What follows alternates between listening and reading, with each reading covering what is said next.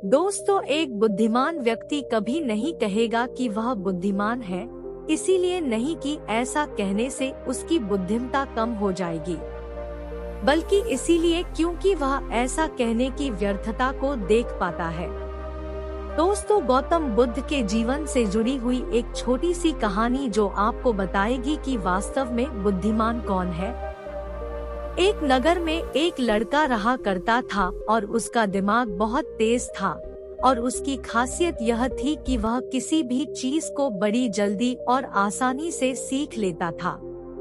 जहां अन्य लोगों को किसी काम को सीखने में महीने या वर्ष लगते थे, वहीं पर इस लड़के को उसी काम को सीखने में कुछ दिन लगते थे। उसकी ख्याति दूर दूर तक फैल गई थी और कहा जाने लगा था कि उस व्यक्ति के जितना बुद्धिमान कोई नहीं है।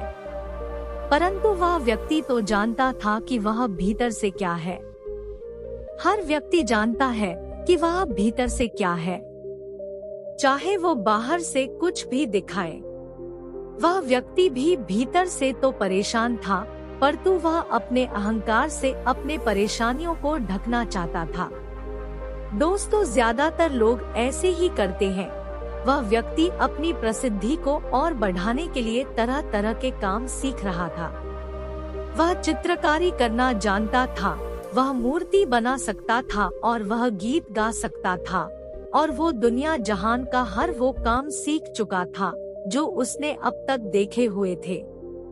इसीलिए उसे अपनी बुद्धिमत्ता पर अहंकार था, क्योंकि कोई भी साधारण आदमी एक काम कर सकता है या 2 काम कर सकता है या ज्यादा से ज्यादा 3 काम को कर सकता है, परंतु वह तो सैकड़ों काम को कर सकता था और बहुत अच्छे से कर सकता था।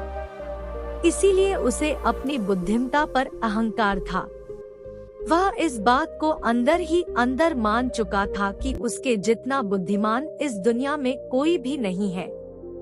फिर एक दिन उसका सामना गौतम बुद्ध से होता है। उसे पहली बार एक ऐसा व्यक्ति दिखता है जिससे उसे ईर्ष्या होती है। अब तक उसने ऐसे लोग देखे हुए थे जो उससे ईर्ष्या करते थे, और जहां ईर्ष्या होती है वहां तुलना का होना निश्चित है। वह व्यक्ति अपनी तुलना गौतम बुद्ध के साथ करना शुरू कर देता है। वह देखता है कि बुद्ध के पास तो एक भिक्षा का कटोरा है और लेकिन उसके पास धन की कोई भी कमी नहीं है। बुद्ध के वस्त्र तो साधारण से थे, परंतु उसके वस्त्र बहुत कीमती है। बुद्ध तो जमीन पर नंगे पैर चलते हैं, परंतु वह नंगे पैर नहीं चलता। इसी तरह से वो आदमी सैकड़ों चीजों से अपनी तुलना गौतम बुद्ध के साथ करने लगता है, परंतु हर तुलना के बाद भी वह पाता है कि उसकी ईर्ष्या बुद्ध के प्रति 1% भी कम नहीं होती। वह व्यक्ति मन ही मन सोचता है कि मैं इस भिक्षु से अपनी तुलना क्यों कर रहा हूँ, जबकि मेरा जीवन इससे 100 गुना बेहतर है। लोग भी बुद्ध का सम्मान कर रहे हैं, आखिर इसके भीतर ऐसा क्या है जो मुझ में नहीं है और जिसके कारण मेरे भीतर इसके प्रति ईर्ष्या है। बहुत देर अपने मन में उलझे रहने के बाद वह व्यक्ति तय करता है कि वह बुद्ध के पास जाएगा और उनसे पूछेगा कि उनकी उपलब्धि क्या है। सभी लोग मेरा सम्मान करते हैं, परंतु इस सब के बाद भी मेरे भीतर आपके लिए ईर्ष्या है। मैं यह जानना चाहता हूँ कि आपकी उपलब्धि क्या है। ये सब लोग आपका आदर सम्मान क्यों कर रहे हैं। उसके बाद बुद्ध कहते हैं कि वैसे तो मेरी कोई उपलब्धि नहीं है, परंतु तुम कह सकते हो कि मेरी एक उपलब्धि है। वह व्यक्ति पूछता है कि क्या मैं जान सकता हूँ। तो फिर उसे बुद्ध कहते हैं कि मेरी एक उपलब्धि है कि मैं सभी उपलब्धियों को छोड़ चुका हूँ। वह व्यक्ति बुद्ध से पूछता है कि मतलब मैं कुछ समझा नहीं। बुद्ध उस व्यक्ति से कहते हैं कि क्या तुम्हें प्रशंसा अच्छी लगती है। वह व्यक्ति कहता है कि प्रशंसा तो सभी को अच्छी लगती है। उसके बाद बुद्ध कहते कि क्या तुम्हें निंदा अच्छी लगती है। तो वह व्यक्ति कहता है कि भला इस दुनिया में कौन है जिसे अपनी निंदा अच्छी लगे।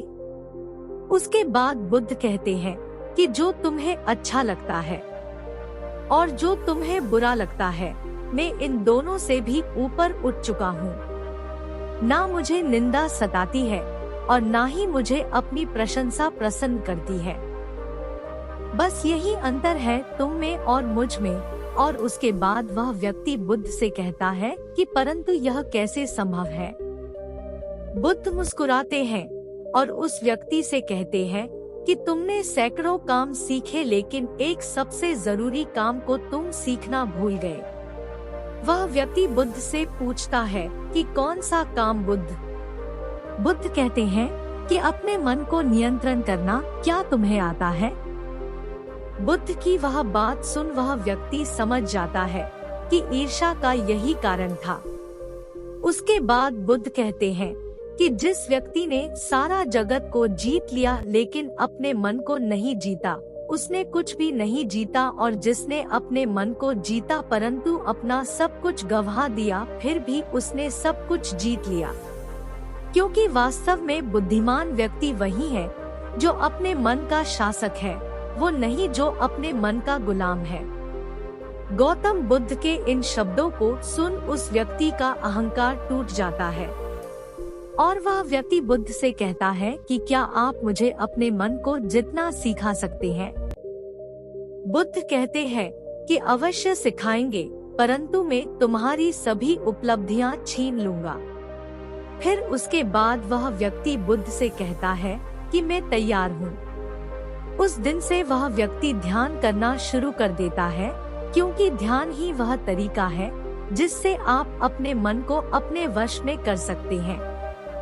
दोस्तों, अगर आप ध्यान क्या है और ध्यान कैसे करें और उसके अनगिनत फायदों के बारे में जानना चाहते हैं तो कमेंट करें।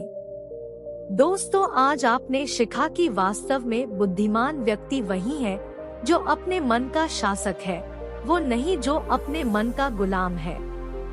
अगर आपको हमारा यह वीडियो पसंद आया होगा और आपके लिए उपयोगी साबित हुआ होगा तो अपने दोस्तों के साथ इस वीडियो को अवश्य शेयर कीजिए। फिर मिलेंगे, तब तक के लिए आप जहां भी रहिए खुश रहिए और खुशियां बांटते रहिए। धन्यवाद।